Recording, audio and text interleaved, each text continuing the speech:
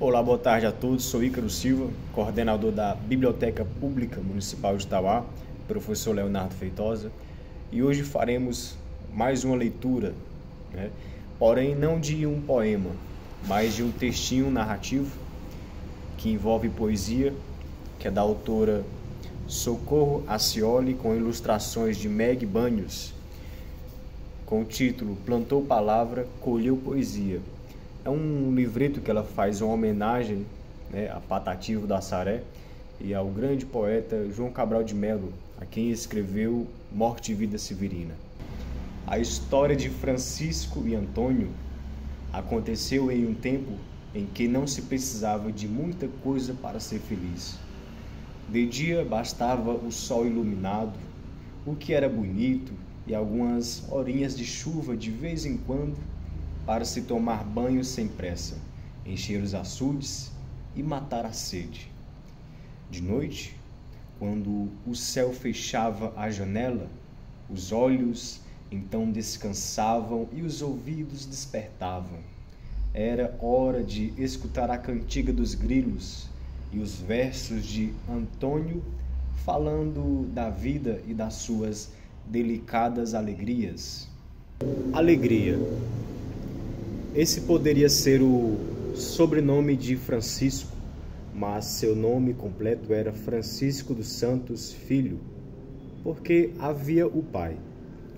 Era o mais velho de uma família de muitos meninos e meninas, tantos que Cícera, a mãe de todos, às vezes perdia a ordem dos nomes. Chamava Francisco de João, João de Raimundo, Raimundo de Tobias. Tudo trocado. Puxava a orelha de um quando o culpado era outro, catava piolho de quem não tinha e dava remédio ruim 2 vezes para o mesmo filho.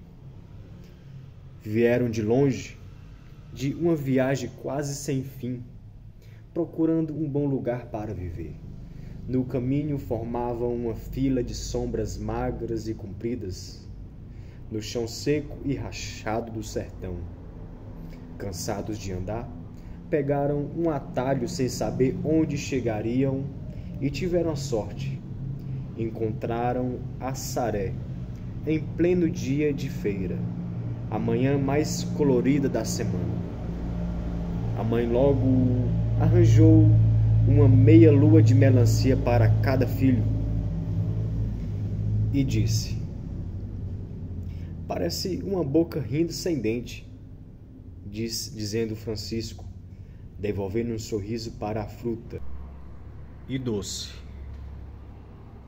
"Doce é a vida quando tudo dá certo. E as coisas deram certo em Assaré.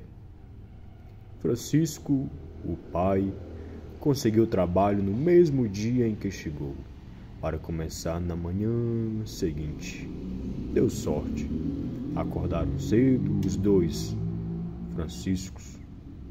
Pegaram a enxada e foram cuidar da terrinha. Eram como arrumar um berço para a chegada do filho novo, Limparam o mato, tiraram as pedrinhas e fizeram um caminho reto. O berço limpo, as pedrinhas, colocaram as sementes, uma depois da outra. Cobriram com terra de novo e suspiraram. Dali em diante, era trabalho do chão e da chuva para as plantinhas crescerem.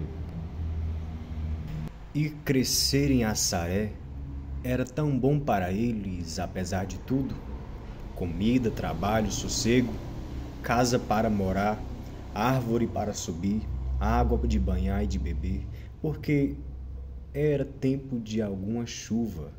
E Francisco, o filho, gostava de ir para a roça com o seu pai e nunca imaginou que, uma daquelas manhãs de roçado e pingos d'água, ele conheceria o grande amigo Antônio. E Antônio ia e voltava do trabalho quase no mesmo horário que os 2 Franciscos, sempre de chapéu e de óculos escuros, sempre calado, olhando ao redor, como se visse o sertão pela primeira vez a cada manhã. Os chinelos arrastavam a terra ainda fria, despertando as pedras, dando bom dia a tudo o que é vivo no chão. Os três se encontravam no caminho e trocaram poucas palavras. Antônio já sabia deles, que tinham vindo de longe, buscando a felicidade, e resolveu ajudá-los a encontrar. Era sexta-feira de lua cheia, noite de cantoria na frente da sua casa. Juntava gente de todo lugar. Antônio convidou o pai e filho para escutar os versos e a viola. A reunião começava quando a lua aparecia e não tinha hora de acabar. Francisco, que nunca tinha ido a uma festa antes, se encontrava feliz. Feliz era a noite em que a lua nascia cheia, noite de cantar e apreciar poemas na casa de Antônio. As estrelas desciam para o céu da boca dos poetas e cantadores. Francisco nunca tinha visto nada assim. Aqui o povo faz festa para dizer palavras, cochichou seu pai admirado. E Antônio estava sentado em uma cadeira no centro, a princípio em silêncio, ouvindo as palavras que os outros colocavam. E Antônio estava sentado em uma cadeira lá no centro, a princípio em silêncio, ouvindo os outros e concordando com a cabeça.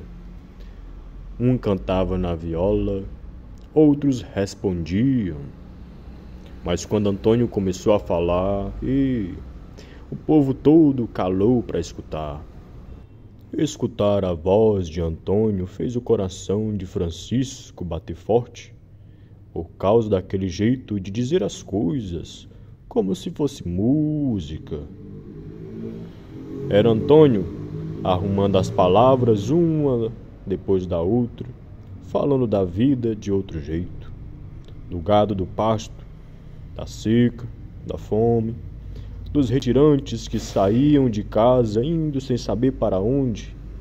Tudo era poesia. Poesia. Os versos de Antônio eram um espelho onde todos se viam mais fortes. Francisco, emocionado, queria entender a mágica daquela noite. Você entenderia? Como é que se faz poesia? E poesia é coisa fina, sabe? Disse Cícera, a sua mãe. Disse porque lembrava do seu pouco tempo de escola, quando eu via a professora elegante que recitava nas festas da cidade. Era bonito. Ela também achava que sentia o coração pulando e dançando. Eita, que alegria! Porque a poesia falava de coisas que moram lá dentro, algumas escondidas, outras esquecidas. E quem sabe dessas coisas é a professora, completou Cícera, tirando o sonho dos olhos e enxergando de novo o feijão que precisava catar.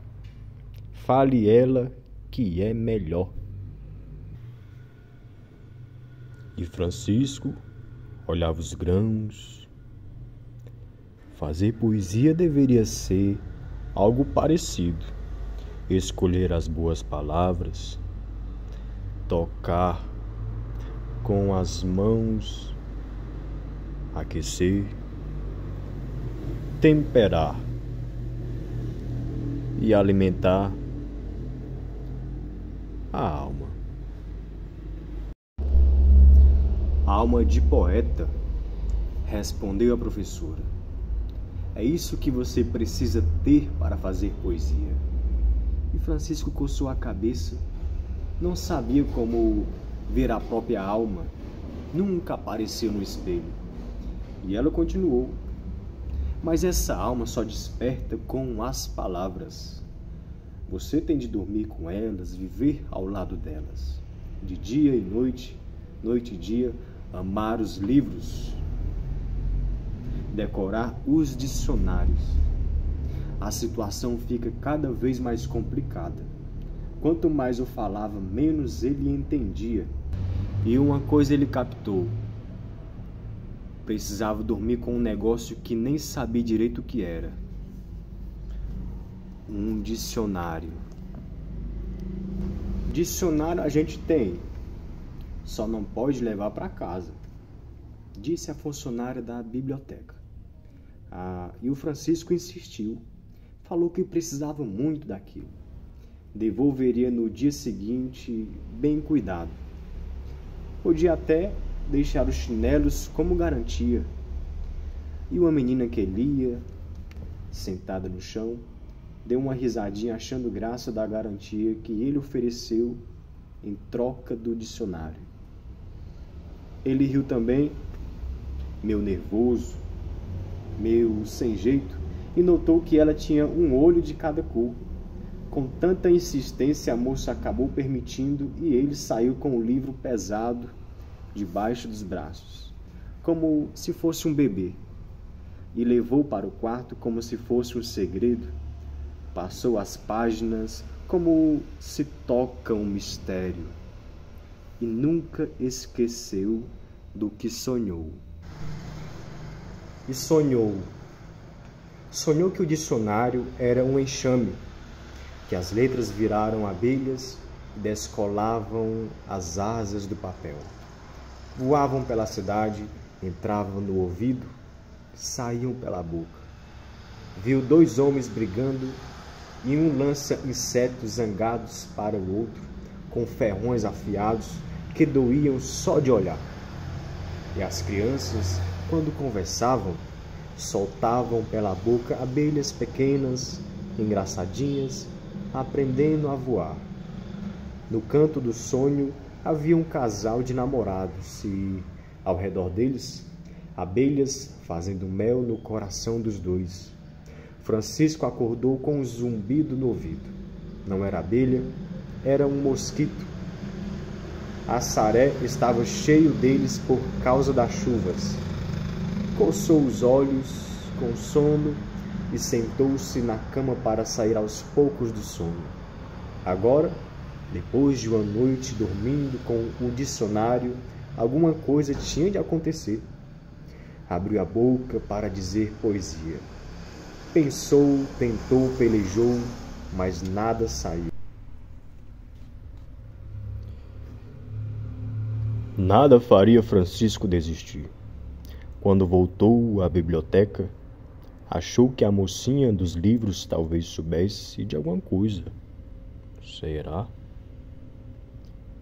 Eu não entendo nada de poesia, ela respondeu, mas por que você não pergunta ao seu Antônio? A gente tem que falar com ele, sabe? Ela tinha razão. Por que ele não falava logo com ele de uma vez, né? Porque eu tenho vergonha. Francisco disse, bem baixinho, e a moça nem ouviu. A menina olhava curiosa, de olhos bem abertos. O assunto interessava ela também. Perguntar a Antônio sobre poesia. Disse Francisco que não tinha coragem, mas as palavras da garota lá da biblioteca despertavam a ideia que talvez resolvesse o mistério da poesia de seu Antônio, que talvez estivesse ali mesmo, lá no roçado. Se era lá que ele passava o dia, talvez fosse no meio da terra e das sementes que ali a mágica das palavras acontecessem. Não é verdade? O roçado do qual Francisco cuidava com seu pai ficava um pouco distante. Ele precisava pensar em alguma desculpa para chegar mais perto. O jeito era perguntar pela próxima cantoria. Foi andando, quando viu Antônio tirando alguma coisa do bolso. O que seria? Francisco parou, observou aquele homem colocando pequenos objetos no chão, cobrindo com terra e falando algo que parecia poesia. É isso, disse Francisco. Ele planta palavras. Palavras para plantar. Era tudo de que ele precisava. Talvez elas fossem como a semente, tão pequenas, mas como um mundo de mistério por dentro. De uma semente pequenina sai um pé inteiro, um pé de laranja, de feijão, de moeiro. Com a poesia devia ser a mesma forma, não? À noite, antes de dormir, Francisco pegou uma revista velha de sua mãe, rasgou com cuidado algumas palavras que achou mais bonitinhas, sem pensar muito no que significavam. Assim como Antônio colocou os pequenos pedaços de papel no bolso da calça e dormiu, com a esperança de que, no dia seguinte, viveria a glória de virar um poeta. Poeta de verdade, ele disse ao pai, enquanto caminhava para a roça. Eu vou aprender a dizer palavra igual ao seu Antônio. Francisco estava sorridente. Antes de começar o trabalho, escolheu um caminho de terra perto de uma árvore para plantar suas palavras amassadas no bolso. Arrumou tudo com cuidado, como se fosse um berço. Cobriu com terra como se fosse um lençol e voltou para o seu trabalho feliz da vida. Agora seria como se faz com as sementes. Era só esperar. Esperar é ruim para quem tem pressa. Francisco não sabia ao certo quantos dias as palavras precisavam para virar poesia embaixo da terra. Mas ele não aguentaria deixar o tempo passar. Logo no dia seguinte, foi até o lugar de sua plantação secreta, mas não havia nada. Cavou mais um pouco e nada. Talvez precisasse esperar um pouco mais alguns dias. Dias e dias passaram e nada aconteceu naquele cantinho de terra. Francisco ficou triste. Talvez demorasse muito mais para a poesia começar a nascer. Talvez 1 mês, 6 meses, 1 ano. Mas ele não tinha tanto tempo. A próxima lua cheia estava chegando e ele queria muito falar os versos para todo mundo ouvir. Francisco sentou-se no chão, desanimado, de cabeça baixa. Viu uma lágrima pingar na terra. Ao lado chegava devagar um par de sandálias de couro. Era Antônio, dizendo: "Cansou do sol quente, foi?" Antônio perguntou. Francisco negou com a cabeça, escondendo o rosto, com a vergonha de seu choro. Às vezes, eu canso também, ainda mais quando eu planto uma coisa que não dá certo. Talvez fosse a hora de perguntar como ele fez para as palavras plantadas virarem poesia. Mas Antônio completou logo em seguida: "Mas quando eu planto e não nasce nada, é só plantar em outro local. Até a terra tem coração." E Francisco ia perguntar onde, mas Antônio virou-se e foi embora, antes de dizer: "A cantoria já é sexta-feira." E sexta-feira chegou rápido demais.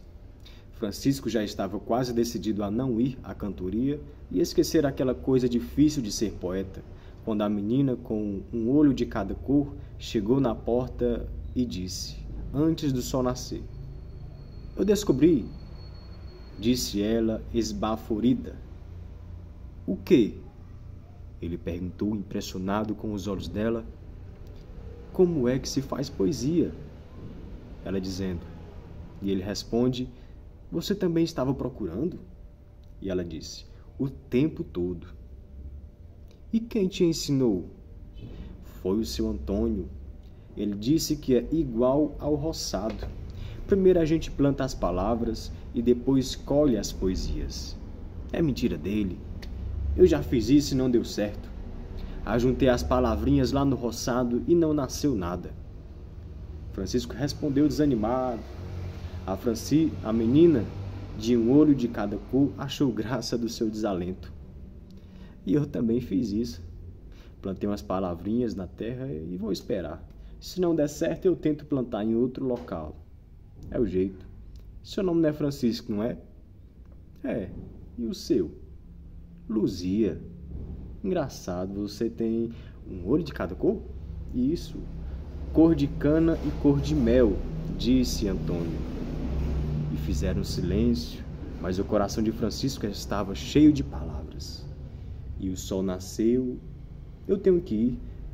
Você vai para a cantoria? E Francisco fez que sim com a cabeça, e ela correu a ele e falou para o vento.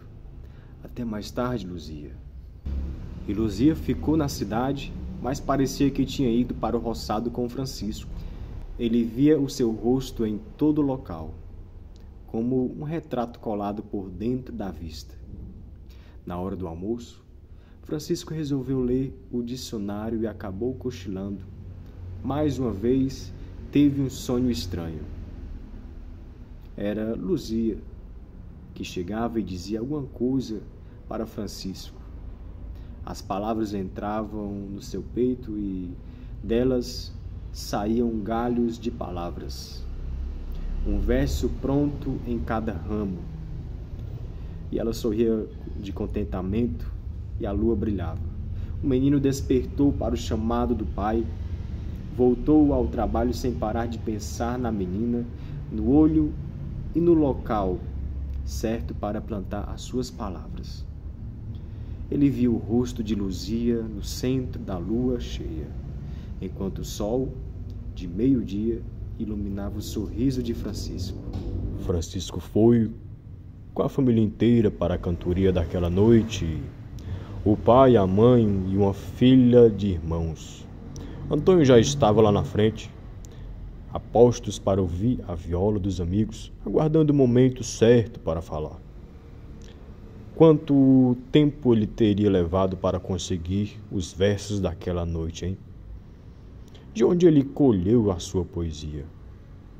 Encontraram um local bem na frente, onde cabia a família toda.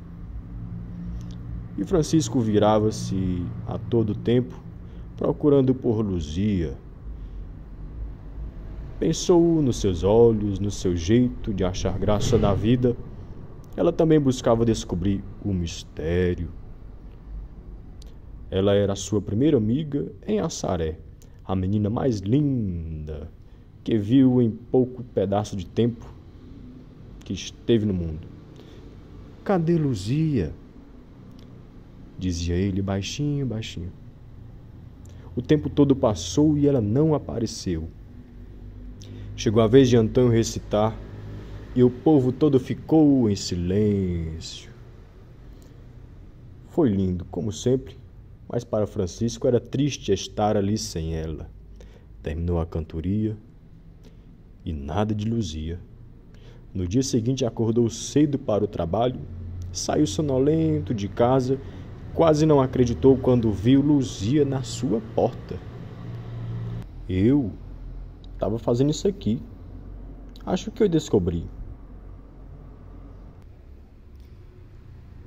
E Luzia entregou um papel dobrado na mão de Francisco e saiu correndo. Ele abriu com pressa o papel grosso, molhado de cola, e quase não acreditou no que via. Seu pai o apressava ali naquela hora. Tinha que andar rápido para o roçado e ler ao mesmo tempo. Eram palavras descobertas de revista, desenterradas com cheiro de terra. Não eram suas, eram outras, coladas em linhas diferentes, junto com a letra de Luzia. E ela conseguiu. Ela aprendeu a fazer poesia. Poesia também nasce da luta. Francisco lia o papel tão concentrado que não notou o Antônio ao seu lado. Você tanto lutou que conseguiu. O quê? Colher poesia. Mas não é minha. Eu plantei no lugar errado, não nasceu nada. Sim, e é de quem esse papel? Da Luzia, aquela que tem um olho de cada cor. Ela te deu uma poesia de amor? Acho que sim. Francisco respondeu envergonhado. Então você plantou no lugar certo.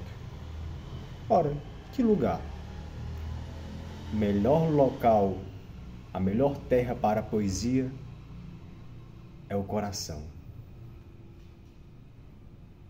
E assim finaliza-se essa historinha. Plantou palavra, colheu poesia.